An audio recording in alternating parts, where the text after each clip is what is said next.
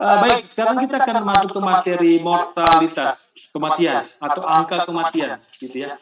Nah, kalau lihat judulnya kematian, wah mengerikan banget kematian. Apalagi di era sekarang ini, gitu, kalian sudah menyaksikan langsung ya, mungkin di sekitar rumah atau melalui media, terjadi kematian massal. Karena apa? Karena lagi pandemi COVID-19. Gitu loh. Seperti itu. Ya. Nah, secara natur, setelah mengalami kehidupan, pasti akan mengalami kematian. Jadi kita-kita ini yang sekarang hidup, suatu waktu nanti pasti mati. Itu natur. Tidak ada seorang pun di muka bumi ini yang tidak bisa yang bisa menghindari kematian. Dia pasti akan mengalami kematian. Termasuk kita. Pasti akan mengalami kematian. Itu pasti. Tapi kalau disuruh mati, nggak mau, kan gitu ya. Itu natur.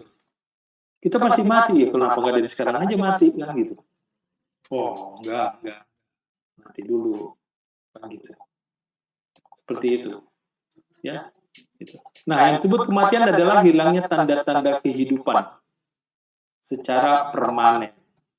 Tanda-tanda kehidupan apa? Nah, ingat waktu kita belajar fertility. Ya. Ada gerak, ada nafas, ada denyut nadi, gitu ya. Ada suara, itu tanda-tanda kehidupan. Nah, kalau kematian, semuanya itu hilang secara permanen. Ingat permanen ya, jadi nggak mungkin balik lagi gitu loh. Jadi kalau udah mati ya mati terus gitu, nggak ada mati terus hidup lagi. Kalau ada case orang mati hidup lagi, nah tolong diteliti, ditelaah lebih jauh, gitu loh. Bisa saja ternyata secara medis sebenarnya dia belum mati pada waktu itu, masih ada denyut nadinya gitu loh. Tapi karena dia nggak orang di sekitarnya nggak peka tentang itu, dianggap sudah mati. Jatuhnya kemudian hidup lagi. Nah, bisa saja seperti itu. Tapi saya nggak menyangkal ada peristiwa keajaiban. Karena di dunia ini saya nggak menyangka kalau ada keajaiban. Tapi namanya keajaiban itu sekali-sekali, bukan terus-terusan. Gitu. Kalaupun ada yang mati hidup lagi, anugerah Tuhan. Tapi itu sangat langka, sangat jarang. Gitu ya. Gitu. Fahmi, hati-hati Fahmi, itu ombaknya besar di belakang. Gitu. Berarti kamu jago ini ya, apa? Main apa selancar ya? Surfing ya. Wah, hebat. Boleh nih belajar sama si Fahmi nih untuk surfing gitu.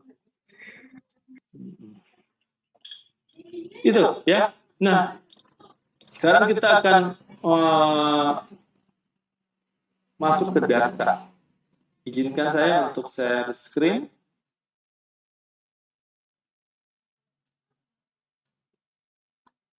Kelihatan? Kelihatan di sini. Kebetulan international data. Ini dari PRB ya, prb.org gitu. Kalian bisa mengaksesnya dan kalian bisa leluasa mengeksplor apa yang ada di dalam PRB ini gitu. Nah, di sini yang ingin saya tampilkan adalah deaths per 1,000 population atau disebut juga angka kematian kasar. Di sini the annual tahunan gitu dalam satu tahun.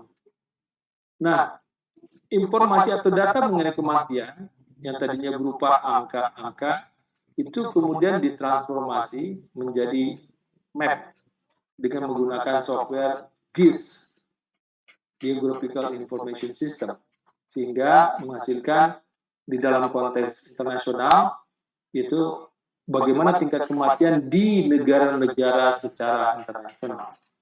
Gitu. Nah, yang membedakan tingkat kematian adalah graduasi warnanya. Warna yang ada dari yang warna terang menjadi agak gelap, agak gelap, agak gelap. Dari terang menjadi semakin pekat, semakin pekat, semakin pekat. Semakin pekat angkanya lebih tinggi. Kalau bicara angka kematian berarti kalau yang gelap angkanya tinggi. Itu yang paling kita hindari, kan gitu. Seperti itu. Nah, dari sini kita bisa lihat angka kematian kasar. Gitu. Jadi ternyata di Rusia, kalau kita lihat ini Rusia yang paling tinggi nih, gitu ya, gelap sekali. 13. Kemudian di Afrika pada umumnya ya, di Afrika pada umumnya angka kematian tinggi. Yang paling gelap Nigeria. Kemudian Central African Republic. Yang paling gelap, dua negara itu. Ada yang terang, angka kematiannya rendah. Di mana nih? Oman. Terus United Arab Emirates. Terus Saudi Arabia. Irak. Jordan ya, Jordan. Terus Libya. Rendah tuh, ada di tengah nih apa nih? Tajikistan. Gitu kan. Tajikistan. Di sini juga ada nih. Ekuador, Nicaragua, Suriname. Apa? Oh, French Guiana. Nah, kalian bisa mengeksplor ya. Nah, terjadi perbedaan tingkat kematian antar negara. Itu datanya, ya. Tadi selain menunjukkan negaranya juga ada angkanya, kan. Nah, tantangan buat kalian adalah sebagai seorang statistisi, mengapa di Rusia kok angka kematian kasarnya tinggi? Kok di Libya rendah? Berarti ada perbedaan. Atau di antaranya, Indonesia di antaranya, di tengah-tengah ya, 7. Di tengah-tengah. Padahal dekat dengan Indonesia, Papua New Guinea 11. Mengapa kok terjadi perbedaan tingkat kematian ya? Kenapa di suatu negara angka kematian kasarnya rendah, sedangkan di negara tertentu angka kematian kasarnya tinggi?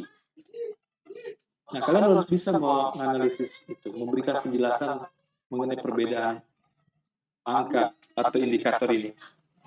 Itu tantangan kalian. Oleh karena itu, caranya kalian harus memahami keberadaan setiap negara yang ada. Pelajari di negara Rusia itu ada apa, peristiwa apa yang ada di sana, bagaimana kebiasaan atau tradisi masyarakat di sana. Gitu. Di Indonesia juga begitu, di Australia begitu, di Libya juga seperti itu. Kalian harus belajar, harus mempunyai wawasan untuk setiap negara-negara di dunia. Gitu. Itu ya, angka kematian kasar. Selanjutnya saya akan menunjukkan pada kalian angka kematian bayi atau infant mortality rate. Gitu. Sama mappingnya, gitu, dibedakan dengan graduasi warna. Nah, angka kematian bayi ini sering dipakai sebagai indikator untuk menjelaskan keadaan sosial ekonomi suatu tempat, suatu wilayah, suatu negara.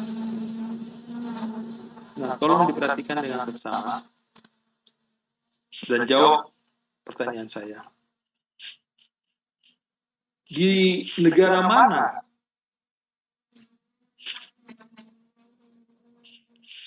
kecenderungan terjadi angka kematian bayi tinggi? Silakan.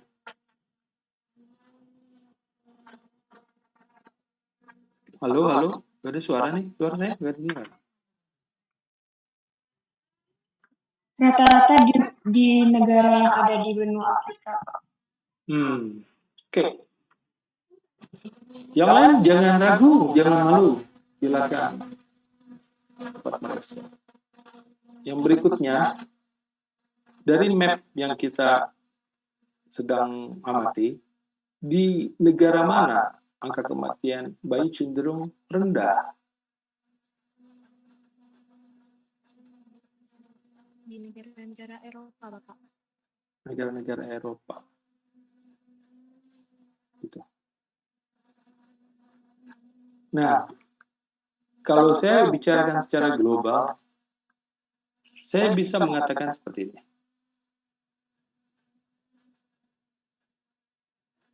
Angka kematian bayi tinggi itu di negara-negara ekonomi menengah ke bawah. Angka kematian bayi rendah itu di negara-negara ekonomi atas. Yang juga keadaan sosialnya jauh lebih baik. Biasanya seiring. Biasanya. Tapi tidak mutlak. Atau dengan bahasa sehari-hari, orang miskin anaknya banyak. Anaknya banyak. Itu yang kelahiran. Orang miskin kematian bayinya tinggi. Orang kaya kematian bayinya rendah. Kalau yang kelahiran mirip-mirip ya secara substansi ya. Yang pernah kita bahas dulu. Di sini, loh, orang miskin angka kematian bayinya tinggi ya, sedangkan orang kaya angka kematian bayinya rendah. Itu suatu fenomena baru lagi dalam kehidupan yang kalian harus pelajari. Dan tolong nanti diskusikan dengan teman-teman sekelompok kalian supaya bisa menjelaskan tentang itu. Kenapa kok angka kematian bayi di negara-negara miskin kok tinggi? Kenapa kok angka kematian bayi di negara-negara kaya, negara makmur kok rendah? Itu. Yang tadi saya bilang, IMR juga dipakai sebagai indikator untuk menilai keadaan sosial ekonomi suatu daerah, tempat, wilayah, atau negara. Gitu. Indonesia berapa sih Indonesia? 25. Oh, berarti di tengah-tengah. Indonesia juga masih tinggi juga. Gitu. Seperti itu. Ya, nanti kita akan lanjutkan pembahasan itu.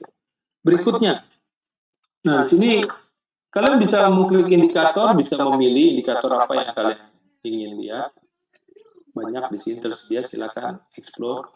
Kemudian kalian juga bisa memilih tempatnya atau lokusnya. Indonesia ada di sini, ada Southeast Asia, nah Indonesia ini Asia Tenggara. Ya. Nah, saya ingin tahu mengenai Indonesia. Ternyata di sini tersedia banyak indikator. Tercatat menurut PRB, jumlah penduduk Indonesia tahun 2020 ada 271,7 juta jiwa. Ternyata tidak begitu beda jauh ya dengan proyeksi yang dilakukan oleh BPS. Sekitar 270 juta jiwa penduduk Indonesia di tahun 2020. Tapi nanti kita lihat hasil SP 2020 ya, yang sedang dalam proses. Dugaan saya tidak jauh dari 270 juta jiwa. Sedangkan tahun 2035 diproyeksikan ada sekitar 307 juta jiwa, tahun 2050 sekitar 328 juta jiwa. Ini hasil hitungan ya. Gitu. Hitungannya cukup akurat. Kemudian ada indikator lain di sini, ada angka kelahiran yang sudah kita pernah bahas. Itu ada angka kematian, ada natural increase. Nah, kalian harus ingat tuh apa tuh yang disebut natural increase ya, pertumbuhan alami. Terus ada infant mortality rate, total fertility rate, dan lain-lain sebagainya tuh masih banyak. Ya, kalian nanti bisa explore sendiri. Nah, dalam kesempatan ini saya ingin menyorot tentang kematian. Nah, di sini tercatat ada 7 kematian dari setiap 1.000 penduduk untuk Indonesia ya. Untuk Indonesia. Berarti ini angka kematian kasar di Indonesia. Ada 7 kematian dari setiap 1.000 penduduk. Nah, tolong keluarkan kalkulator kalian. Saya minta kalian berhitung. Bantu saya untuk menghitung. Punya kan kalkulator? Nah, kalau bisa semua menghitung, silakan saling koreksi nanti. Tercatat 7 kematian dari setiap 1.000 penduduk. Ya, 7 kematian. Ada 7 orang yang mati di Indonesia dari setiap 1.000 penduduk. Ini dalam 1 tahun ya. Annual number ya. Dan diketahui bahwa jumlah penduduk Indonesia ada 271,7 juta jiwa. Itu. Berarti kita bisa tahu dong, berapa sih sebenarnya total kematian yang terjadi di Indonesia selama setahun dalam tahun 2020. Berapa? Ya, jumlah penduduknya 271,7 juta jiwa. Ternyata tingkat kematian kasarnya 7 kematian dari setiap 1.000 penduduk. Berarti jumlah kematian keseluruhan berapa? Berapa?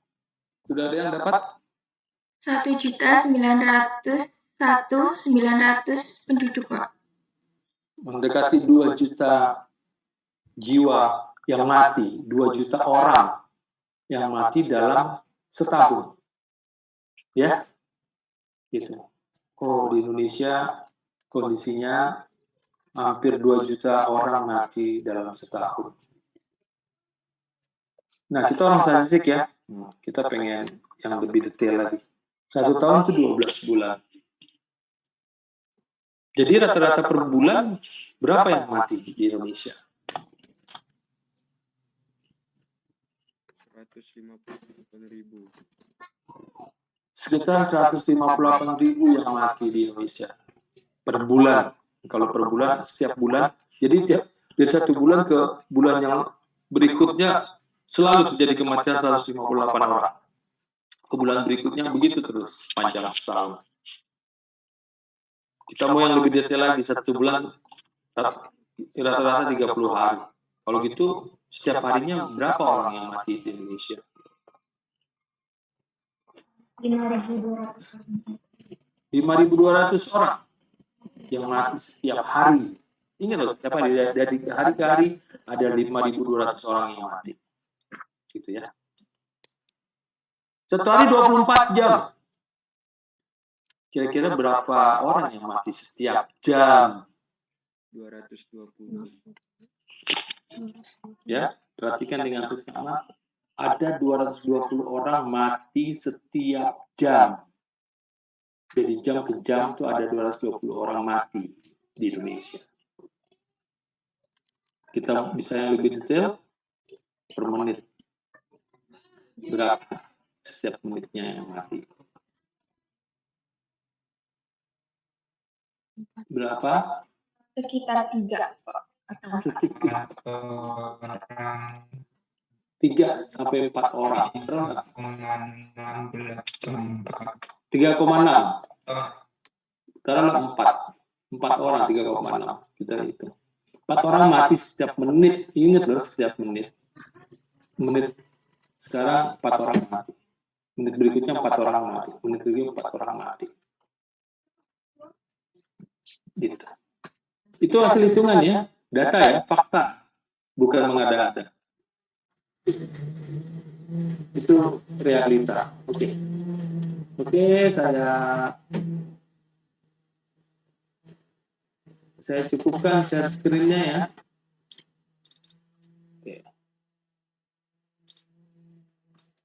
Nah, kemudian saya pengen minta informasi nih dari si siapa ya? Hening. Angkat sedikit mukanya, Ning. Ya, Pak.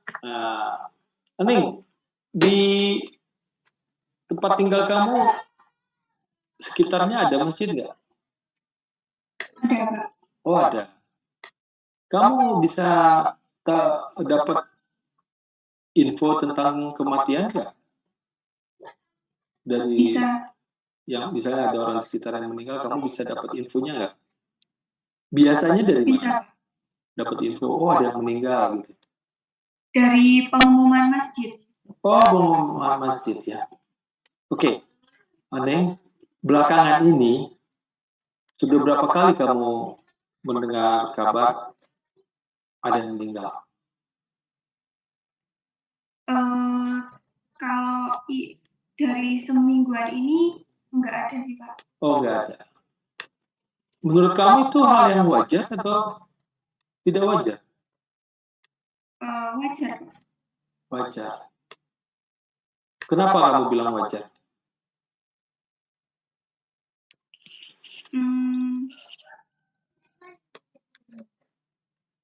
Soalnya ya benar.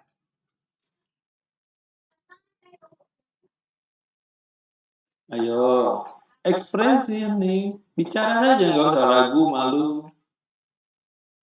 Mahasiswa lu nih.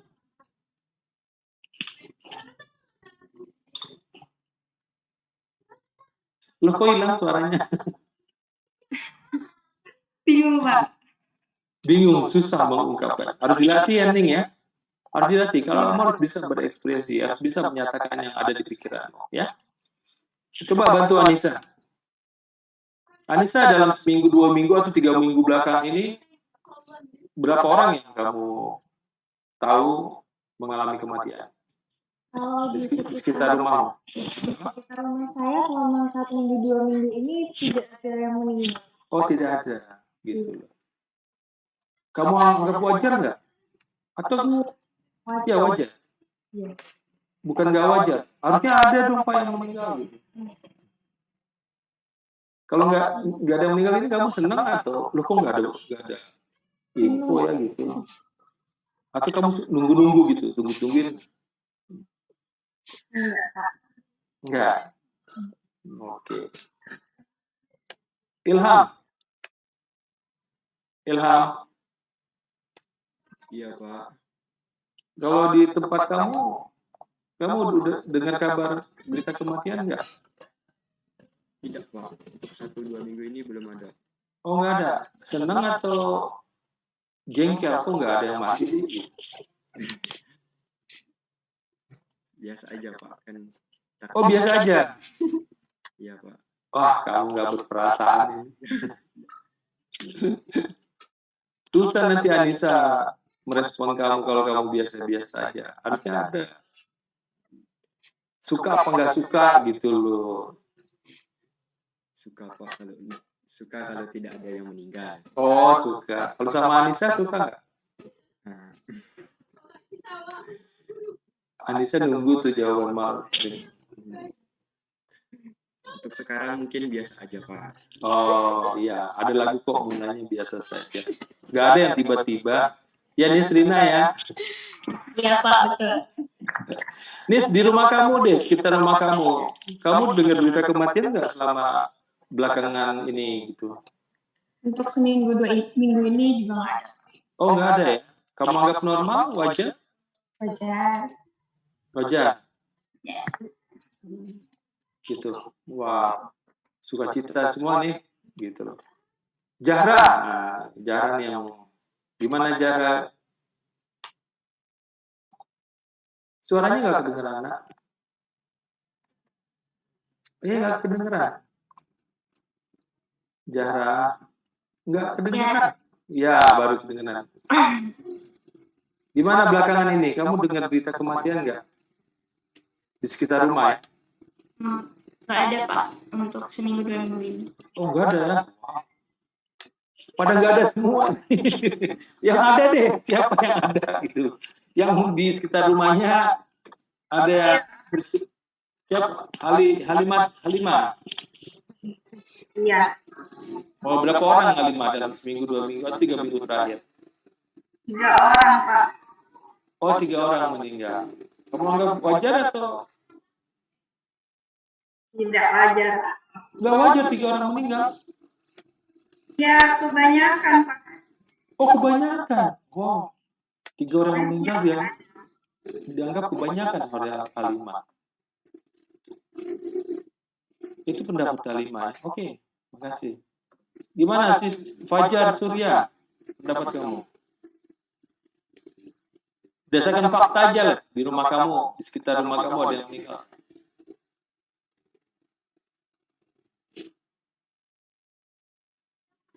Mana suaranya? Nggak kedengeran, nak? Fajar, suaramu nggak kedengeran? Nggak kedengeran? Masih belum kedengeran?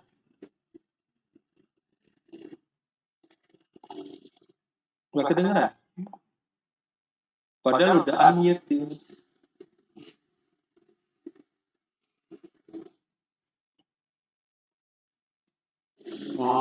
masalah berarti Fajar ya.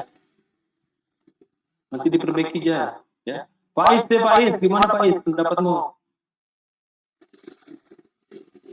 Ya, menurut saya itu wajar sih Pak.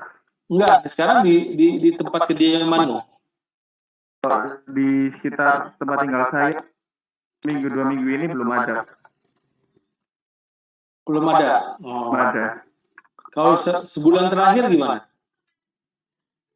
Kalau sebulan terakhir ada 1-2 orang kalau nggak salah Pak. Oh, ada 1-2 orang. Itu wajar menurut kamu? Menurut saya wajar Pak. Wajar ya. Gitu. Nah, kalau kamu mendengar berita kematian, apa yang muncul dalam hati kamu?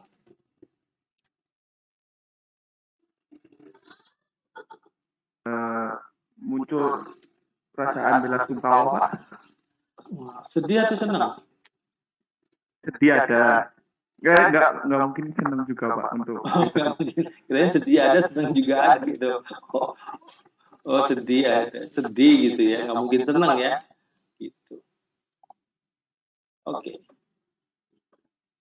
Nah, dari cerita teman-teman yang tadi kalian dengar semua kan gitu ya. Ternyata kalau peristiwa kematian rendah, atau mungkin nggak ada yang mati, kalian senang gitu loh, kalian suka cita. Tapi kalau ada peristiwa kematian, sedih gitu kan, turut berduka cita, belasungkawa. Gitu.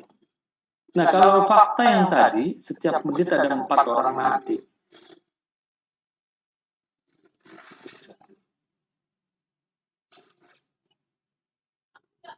Di sini Erza, kalau di Jumat ke masjid ya Erza? Iya Pak. Nah, coba Erza, kamu misalnya sekarang sebagai petugas masjid gitu. Terus ada berita kematian tiap menit 3 orang. Gimana cara kamu mengumumkannya? Ganti-gantian sih Pak. Ya, coba gimana caranya? Saya belum pernah Pak ngomongin orang meninggal. Makanya kan sekarang Oke. Bisa.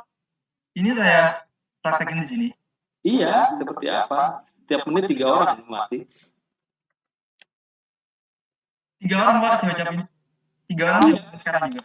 Nggak apa-apa. Iya, seperti apa? Coba aja, saya pengen. Iya, biar kita semua dengar gitu. Oke, Satu karena menit saya 3. belum pernah mengumumkan sebelumnya, jadi kalau ada yang kurang silakan dikoreksi. Ini nggak apa-apa menurut agama saya Pak. Iya, nggak apa-apa. Kita simulasi kok. Assalamualaikum warahmatullahi. Nadanya tapi kayak sedih gitu. Assalamualaikum warahmatullahi wabarakatuh. Innalillahi wa inna ilaihi raji'un. Innalillahi wa inna ilaihi raji'un. Innalillahi wa inna ilaihi raji'un. Telah berpulang ke rahmatullah. Nama Fulan bin Fulan. Umur sekian. Pada hari ini jam sekian di tempat manapun dan seterusnya. Ada ipar, anak, bapak, ibu disebutkan kan keluarganya. Tempat tinggal, terus diulang 2 kali kayak gitu. Baru seterusnya 3 orang selanjutnya saya baca kayak gitu. Kamu coba teman-teman.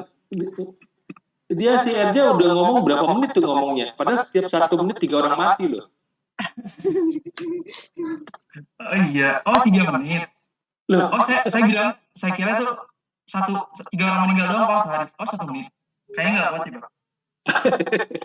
Tadi kan kita bilang tuh tiap menit Erza, setiap menit 3 orang mati. Berarti ada keringanan Pak, mungkin disebutkannya cuma namanya aja. Namanya per 20 detik misalkan. Nggak usah disebutkan kayak nama, tempat tinggal, keluarga. Berarti pasti ada keringanan. Statistiknya hilang dong. Tadi bagus tuh ada umur apa gitu. Kan info. Tapi kalau 1 menit 3 orang juga kayaknya harus dibagi-bagi sih Pak di masjid. Masjid sini, masjid sana lagi gitu. Jadi kita pegang semua. Kayaknya kita menangkap suatu kewalahan ya dari Erza ya. Kita menangkap itu ya. Iya Pak. Kita menangkap itu. Erza kewalahan jadi petugas 1 menit 3 orang mati gimana? Gak mungkin juga telah meninggal Bapak A dan kawan-kawannya gitu kan. Telah meninggal Bapak BCS gitu, nggak mungkin juga. Gitu. Apalagi tadi kalau ada berita kematian sedih, itu tiap menit 3. Kira-kira perasaan apa yang muncul dalam hati? Anggit, kalau Anggit coba tolong Anggit. Anggitnya orang yang berperasaan, Anggit. Kalau tiap 1 menit ada 3 orang mati, apa yang muncul dalam hati Anggit? Si Anggit nggak ngerespon, padahal serius dia. Maaf Pak, barusan ada mobil kampanye lewat, jadinya nggak kedengeran. Mau ikut kampanye. Oh iya, kamu mau ikut pilkada ya? Di daerah mana kamu, Jit, tinggal? Daerah Bantul, Yogyakarta Pak. Oh iya. Oke, nanti hari Rabu depan ngikuti pilkada ya, tanggal 9 ya. Siap Pak, Tapi pesan saya damai-damai ya, Git. siap. Nah, gini, Git. Tadi Erja tuh udah kewalahan tuh untuk tiap menit 3 orang mati diumumin di masjid. Nah, kalau memang itu benar 1 menit 3 orang mati diumumin di masjid, kamu dengar berita itu, Git. Gimana perasaan kamu, Git? Ya sedih lah Pak. Sedih, hanya sedih aja?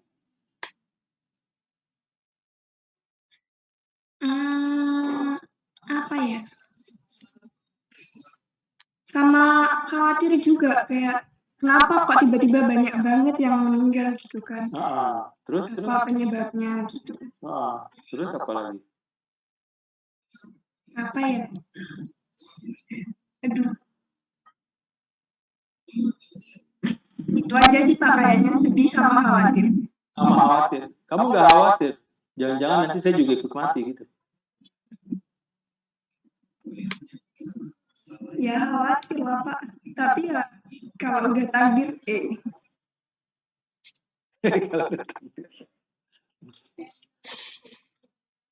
Itu manusiawi ya, khawatir.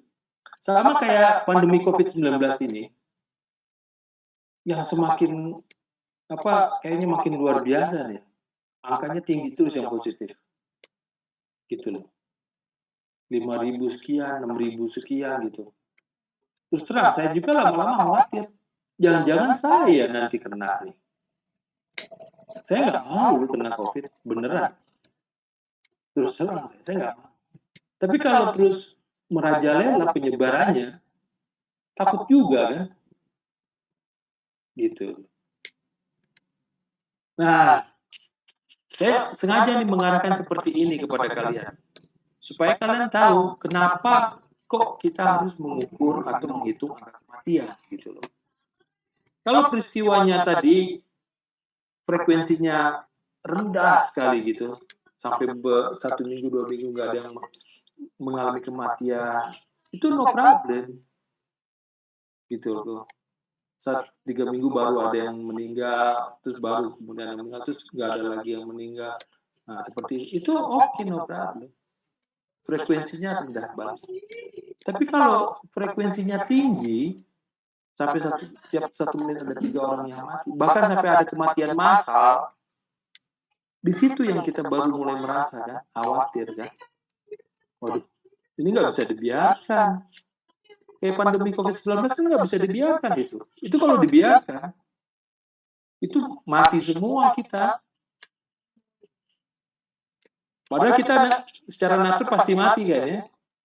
Tapi kita nggak mau mati. Gitu kan. Kita pasti waktu-waktu mati, tapi kita nggak mau mati. Kan gitu. Nah, jadi saya mengarahkan ke situ ya, supaya kalian menghayati, oh iya ya, angka kematian harus diukur. Angka kematian harus dihitung. Gitu. Itu ya pemahaman substansinya. Oke. Nah, untuk mengetahui mengenai kematian indikatornya, silakan kalian telusuri SDGs, Sustainable Development Goals. Berapa target angka kematian yang ingin dicapai oleh Indonesia atau mungkin oleh provinsi kalian di lokus penelitian masing-masing. SDGs merupakan kelanjutan dari MDGs. Tadinya Millennium Development Goals. Targetnya tahun 2015. Tapi begitu sampai kemarin tahun 2015, ternyata targetnya tidak terpenuhi. Sehingga harus dilanjutkan. Makanya dilanjutkan sampai kapan? Seumur hidup. sepanjang waktu. Makanya sustainable namanya sekarang, SDGs. Sustainable. Terus berlanjut. Karena itu target-target ideal, gitu kan. Tapi kita mengarah ke sana. Gitu. Tolong nanti dicek ya SDGs, didiskusikan bersama teman-teman sekelompoknya. Gitu. Oke, berikutnya kita akan masuk ke indikator kematian. Tadi udah kita singgung di awal angka kematian kasar, crude death rate. Nah, pertanyaan saya, kenapa disebut kasar? Angka kematian kasar, kok matinya kasar? Oh, matinya ketabrak mobil kali, Pak. Matinya, ada kan orang yang mati ketabrak mobil, mati bunuh diri, lompat dari apa? Dari tempat ketinggian ya, seperti berita kemarin ada selebgram ya, lompat dia dari ketinggian mati dia. Gitu. Terus mati yang gak kasar seperti apa? Oh, mati waktu tidur lupa bangun. Nah, itu. Enak sekali itu. Smooth gitu kan, matinya smooth. Tidur lupa bangun. Nah, oleh karena itu, kalau kalian punya kakek, nenek, diingetin, kek, nek, jangan tidur terus. Apalagi kakek nenek sudah pikun. Gitu. Nanti kakek tidur, nenek tidur, terus pikun, lupa bangun, waduh, kita sedih deh. Nah, itu just joke ya, gitu. Oke, kembali. Kenapa kok disebut angka kematian kasar? Silakan kalau ada yang mau merespon. Soalnya umurnya tidak spesifik, Pak. Memang kenapa dengan umur spesifik?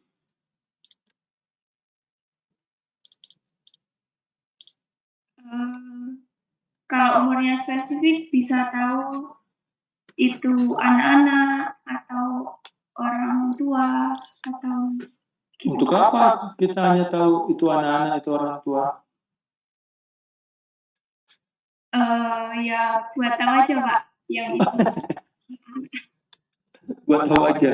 Oh, udah capek-capek ngitung, ngukur, kok cuma sekedar tahu.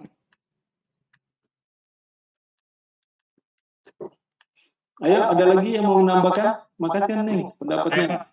Saya, Pak. Ya, silakan. Erja. Karena setiap umur itu mempunyai potensi kematian yang berbeda, Pak. Oh, Dua.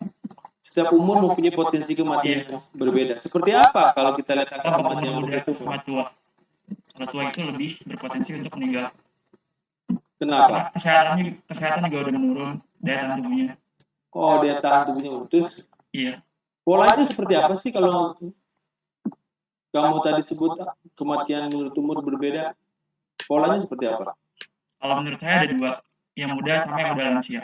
Kalau lansia itu lebih ke yang tingkat imunnya udah menurun, keadaan tubuhnya udah nggak kuat lagi. Makanya kalau ada tuh kayak di agama saya tuh kalau ada tua tuh banyak keistimewaan, kayak disuruh istirahat aja, banyak keringanan gitu kayak puasa. Jadi kayak karena hal itu, maka ada sedikit perbedaan antara dua umur itu.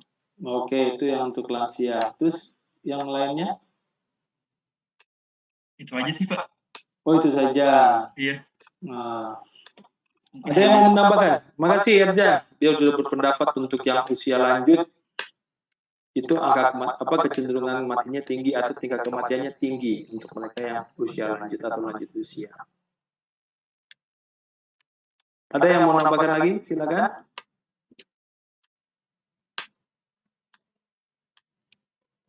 Tadi belum dijawab tuh. Kalau dilihat angka kematian menurut umur polanya seperti apa?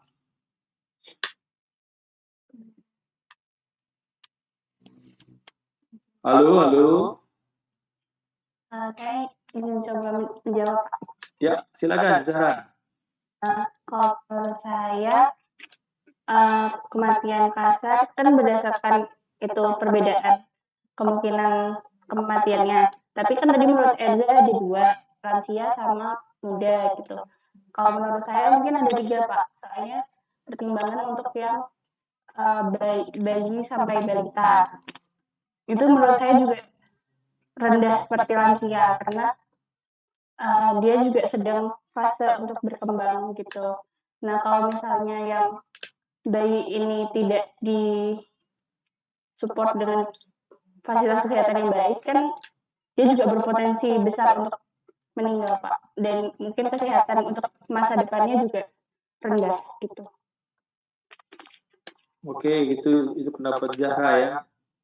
Tambah lagi katanya yang bayi balita gitu, angka kematiannya tinggi gitu. Oke, makasih Zahra. Ada lagi yang mau menambahkan? Nisrina kali ini pasif ya. Dan nunggu yang lain dulu, Pak. Oh, nunggu yang lain dulu. Dia belum selesai. Saya jawab deh, Pak. Oke. Menurut saya kan bisa dilihat dari penyebutnya. Kan penyebutnya itu jumlah seluruh penduduk. Jadi semuanya bisa masuk. Mau yang umurnya berapa, mau yang bayi kek, mau balita kek, mau ibu-ibu kek. Terus kalau dilihat dari pembilangnya juga mesti angka kematian seluruhnya bisa jadi itu kematian bayi, anak-anak, balita, ibu atau lansia. Gitu. Terus seharusnya gimana? Harusnya kan Memang gitu. apanya? Itu angka kematian kasar memang begitu. Kamu menguraikan pembilangnya, menguraikan penyebutnya, ya udah memang begitu. Dan sekarang pertanyaan kenapa kasar? Karena di situ belum sama kayak yang dibilang sama yang lain Pak. Jadi dia belum ada spesifikasinya kayak tentang umurnya juga.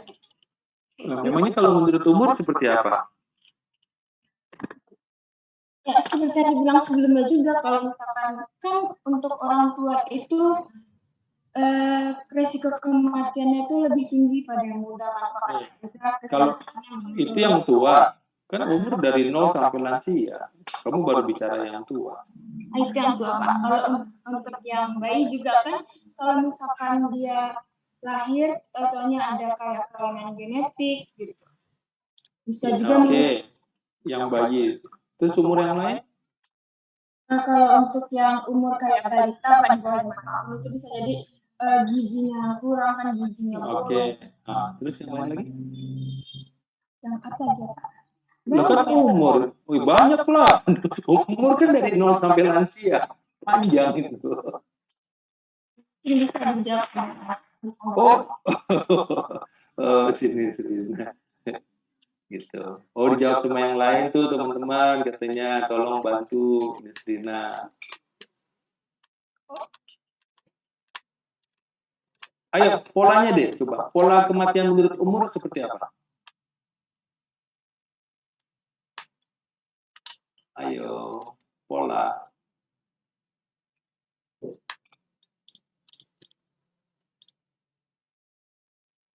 Grafiknya. Ya Pak, Silakan. semakin menuju ke lansia maka kematiannya akan semakin melebar, semakin banyak. Oh ya betul. Angka kematian lansia emang tinggi. Itu baru lansia, ini umur. Gimana ya Pak? Gimana ya? Kalau yang kematian kasar tadi boleh saya baca? Oke, boleh. Kalau menurut saya kenapa disebut kasar karena belum memperkirakan umur penduduk gitu. Jadi semua kematian masih dihitung gitu. Tapi itu tidak bisa untuk mewakili kematian di suatu negara. Soalnya kan kematian antara penduduk tua dan penduduk muda juga berbeda gitu. Yang tua lebih banyak menyumbangkan, sedangkan yang muda lebih sedikit. Jadi itu tidak bisa mewakili tentang tingkat kematian di suatu negara tersebut. Ya, Amelia. Dan lebih lengkap lagi tadi, sebenarnya pola kematian menurut umur tuh seperti apa?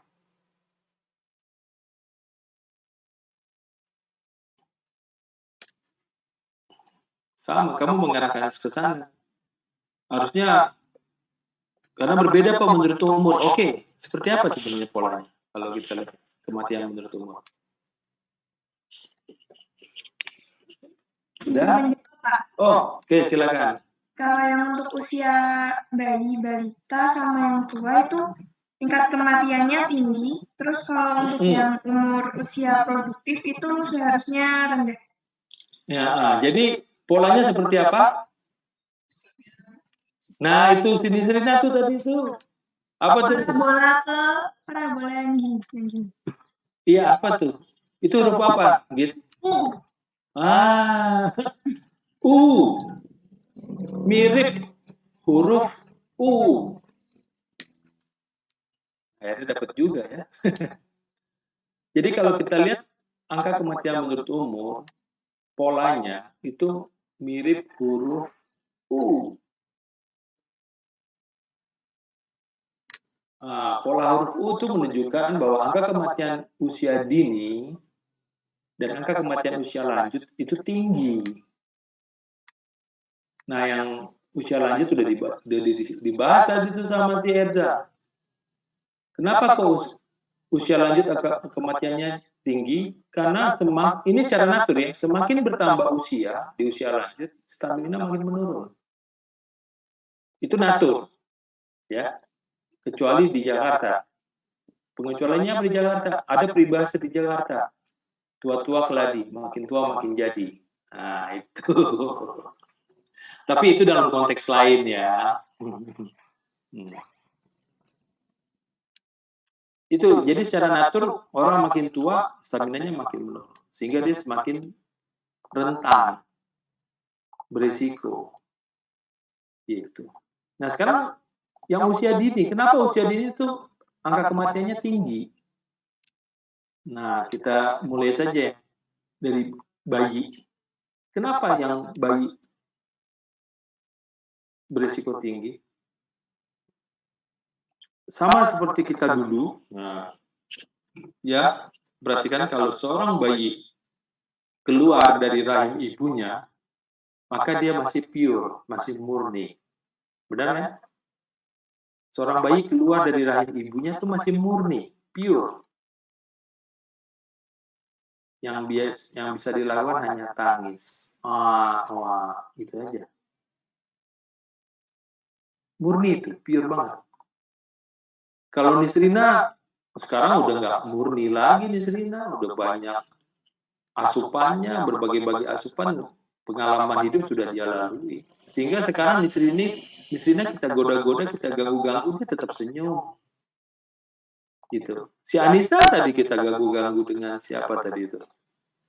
Dia senyum-senyum aja kan gitu. Dia udah punya pengalaman hidup gitu kan. Dia sudah punya apa? Daya tahan. Dia sudah punya daya kekebalan tubuh. Sehingga nggak terusik lagi dengan hal-hal seperti itu. Termasuk juga dengan perubahan iklim, perubahan cuaca. Tiba-tiba panas, terik, tiba-tiba juga hujan, angin, dingin, nggak sakit.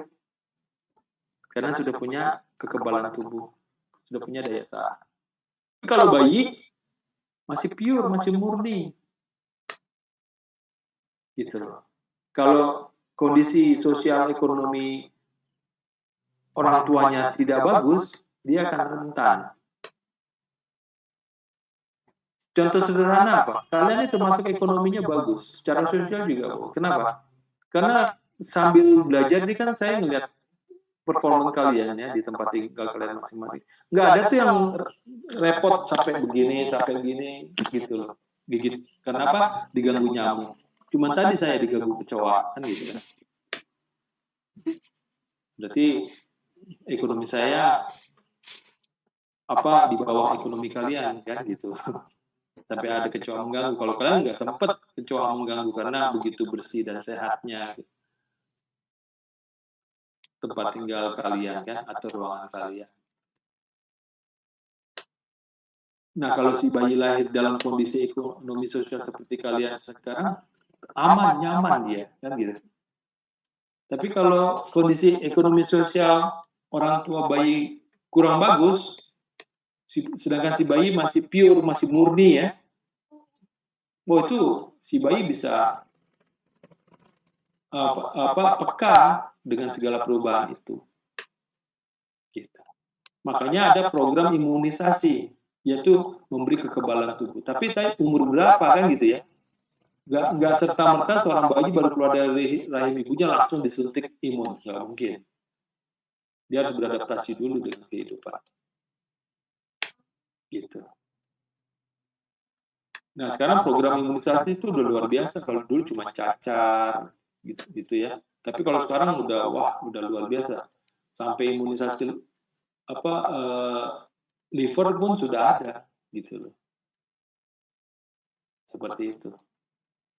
Yang memberi kekuatan kepada seseorang sehingga dia bisa punya kekebalan terhadap penyakit tertentu. Gitu. Nah, makanya tadi yang kita singgung di awal, kenapa kok di negara miskin angka kematian bayi cenderung tinggi, sedangkan di negara kaya angka kematian bayi cenderung rendah.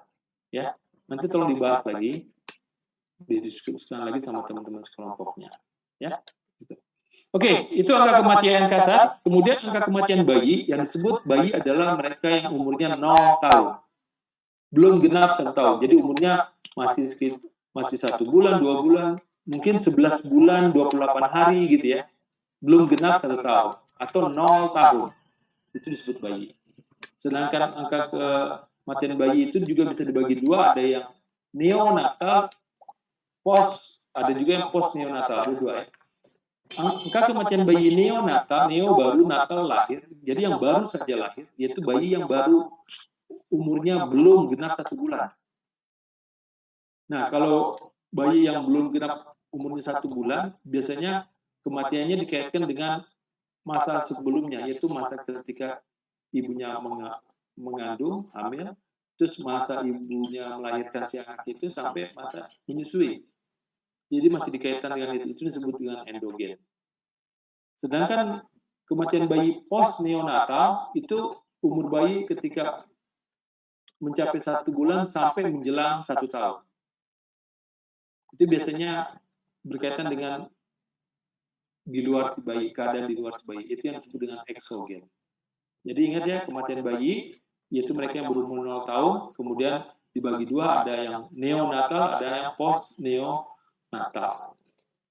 Kemudian angka kematian anak yaitu kematian dari mereka yang berumur 1 sampai 4 tahun.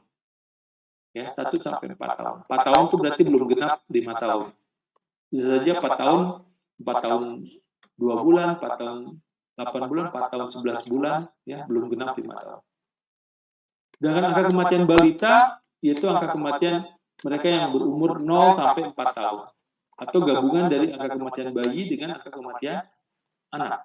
Itu yang disebut dengan angka kematian balita. Ya. Nah, nanti tolong dicari itu indikator itu di provinsinya masing-masing ya. Ada datanya itu. Kemudian dilihat dari waktu ke waktu analisis. Lakukan analisis ya. Kemudian yang berikutnya angka kematian ibu. Nah, angka kematian itu bukan berarti ibu mati dicatat sebagai angka kematian ibu, tidak. Atau ada ibu yang sedang hamil terus naik sepeda motor untuk belanja ke pasar, di tengah jalan mengalami kecelakaan, mati dia, itu belum tentu juga dimasukkan sebagai angka kematian ibu. Yang disebut angka kematian ibu adalah ibu yang mengandung atau dalam proses melahirkan atau dalam masa nifas atau menyusui, mengalami kematian dan penyebabnya karena masa itu. Kayak kehamilan, itu bisa menyebabkan kematian. Kalau kalian telusuri lebih dalam lagi, dalam kehamilan itu banyak sekali terjadi komplikasi kehamilan. Dalam masa persalinan itu apalagi, itu bisa berisiko kematian. Terlebih di Indonesia yang di remote area, di mana tenaga penolong persalinan medisnya sangat langka, bahkan tidak ada. Padahal kalau untuk melakukan persalinan, seorang ibu harusnya dibantu oleh tenaga penolong persalinan medis. Iya kan? Gitu. Indonesia kondisinya secara geografis, waduh, nggak sedikit yang remote area, yaitu yang di kepulauan, pulau-pulau kecil, di gunung, di lembah, gitu ya, di tepi hutan, gitu. Sehingga sangat rentan. Gitu. Itulah disebut angka kematian ibu. Nah, dalam angka kematian ibu, indikatornya itu faktor pengalinya adalah 100.000. Sedangkan yang sebelumnya adalah 1.000. Kira-kira menurut kalian kenapa kok pengalinya untuk angka kematian ibu 100.000, sedangkan yang sebelumnya 1.000. Kira-kira apa argumennya?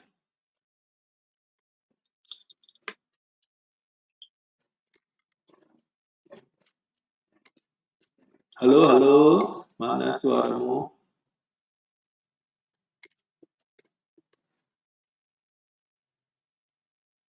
Firdatul, kira-kira menurutmu apa? Kok angka kematian ibu dikalikannya 100.000, padahal sebelumnya pengalinya cuma 1.000. Menurut saya Pak, mungkin karena kematian ibu termasuk rendah, 0,00 sekian, makanya dikalinya 100.000. Iya, karena kematian ibu tuh langka. Sedikit peristiwanya.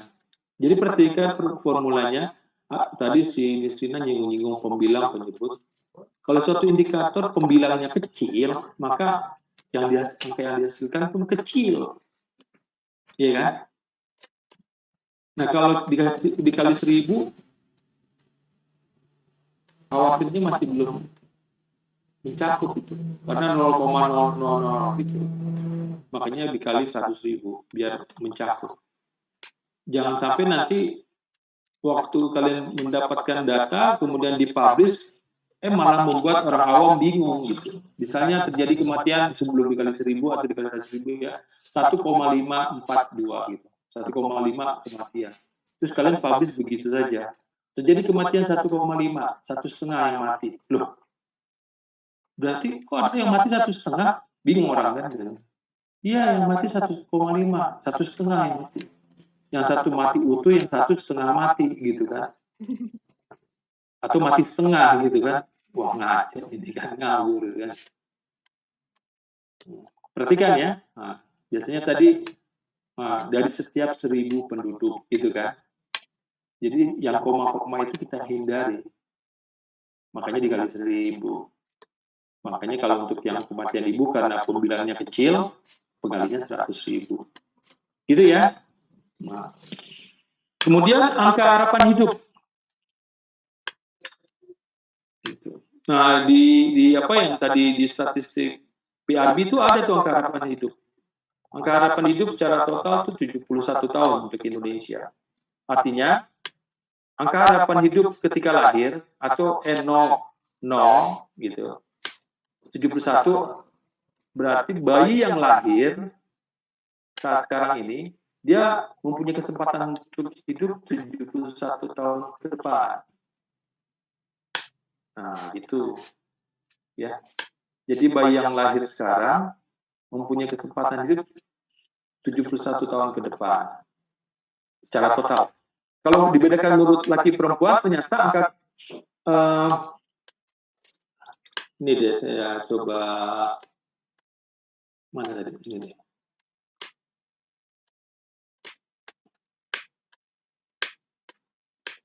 Ini kelihatan nggak, Nisrina?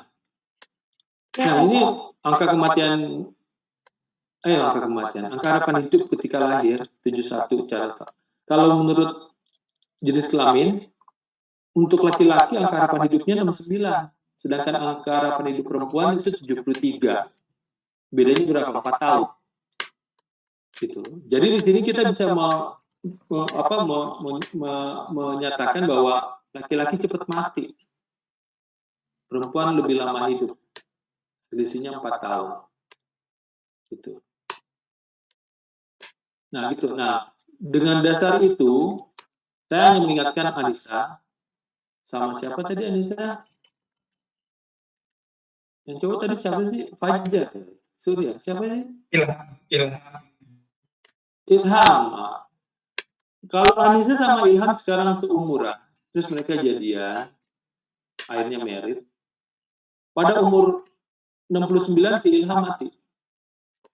Si Anissa masih hidup sampai umur 73. Jadi kalau Anissa sama Ilham jadi suami istri, Anissa nanti jadi janda 4 tahun. Udah tua, janda, miskin lagi. Sedih banget Anissa hidupmu. Jadi tolong dipertimbangkan Anissa ya. Tapi kalau kamu ikhlas ya udah nggak apa-apa. Ya Ilham ya. Ini data ya, fakta ya. Gitu. Karena si Ilham menurut hitungan umur 69 mati. Anissa umur 73 baru meninggal kan gitu. Seperti itu, selisih 4 tahun. Makanya kalau Anissa ingin hidup seperti yang pada umumnya orang-orang dambakannya itu apa? Sehidup semati. Oh, sama-sama hidup, sama-sama mati. Berarti Anissa harus cari suami yang 4 tahun lebih muda. Berarti yang sekarang masih SMP ya, SMP kelas 2. Nah, tolong Anissa main-main ke SMP-nya, lihat-lihat tuh yang kelas 2 SMP, nah kira-kira siapa yang akan jadi calon suamimu, Anissa. Gitu. Daripada kamu jadi janda, gitu. Gitu. Makanya kalau kalian sekarang memperhatikan apa cewek-cewek masa kini, kok senang sama berondong, berarti mereka sudah belajar pengantar demografi. Gitu. Mereka sudah belajar angka harapan hidup, makanya mereka senang sama berondong. Karena mereka ingin hidup semati. Jadi janda sengsara loh, sedih loh, kan gitu. Gitu kira-kira. Ya. Yang cowok nyari yang tua dong. Oh gitu ya. Karena cewek yang lebih tua memang keibuan, ya, kan banyak gitu kan. Laki-laki kan pada seneng tuh kalau istrinya keibuan gitu kan. Manggilnya bukan saya lagi, Mak. Nah, oke. Nah, tolong nanti diperhatikan angka harapan hidup di tiap provinsinya masing-masing itu beda. Berbeda di setiap provinsi. Terus dilihat juga bagaimana dari waktu ke waktu. Ya. Gitu. Oke. Jadi jangan lupa untuk kalian poin 1 adalah mereview atau meringkas materi ini, kemudian di akhir sesi mengupload secara individu yang menunjukkan bahwa kalian hadir dan mengikuti materi di sesi ini. Yang kedua, kalian rancang bagaimana menerapkan indikator-indikator kematian ini di provinsi yang merupakan lokus penelitian kelompok masing-masing. Datanya ada, tinggal dicari bagaimana dari waktu ke waktu lakukan analisa. Ya. Oke, berikutnya kalian silakan ke roomnya masing-masing dan konsentrasi di roomnya di masing-masing bersama kelompoknya. Tapi sebelumnya kalau ada yang mau ditanyakan silakan. Saya Pak. Ya. Untuk yang mortalitas ini pertemuannya 8 sampai 9 Pak. Iya 2 kali. Sama waktu kita bahas kelahiran juga gitu kan, ada dua pertemuan kan. Jadi 2 makalah. Oh berarti untuk untuk responsinya langsung 1 PPT atau setengah untuk sekarang, setengah untuk minggu depan? Iya betul. Berarti setengah-setengah yang sekarang. Iya. Betul. Karena di sini kita belajar indikatornya, di berikutnya belajar causal analysis, apa saja yang menyebabkan tinggi rendahnya angka kematian. Waktu kita belajar kelahiran juga begitu kan. Di awalnya kita belajar mengenai indikatornya sampai TFR, sampai CWR, ya. Berikutnya kita belajar reproduksi sama apa saja yang menyebabkan tinggi rendahnya fertilitas. Oh ya, untuk yang kelahiran kemarin PPT-nya beda Pak. Kalau untuk yang sekarang ini langsung 1 Pak. Oh iya, nggak apa-apa. Sebenarnya fokusnya itu sebenarnya. Untuk yang di PPT kali ini kan isinya cuma indikator aja Pak. Berarti tetap semuanya atau setengah? Enggak, ada juga kok. Sebab akibatnya ada kok. Oh berarti sekarang dikhususin ke indikatornya aja Pak. Iya. Berarti penjelasannya minggu depan. Iya. Oke. Iya, yang sebab akibatnya ada kok di situ. Itu. Ya, ada lagi yang mau ditanyakan? Tidak ada? Oke, kalau nggak ada, silakan sekarang kalian ke roomnya masing-masing. Jangan lupa 5-10 menit menjelang akhir kembali ke room utama. Oke Pak.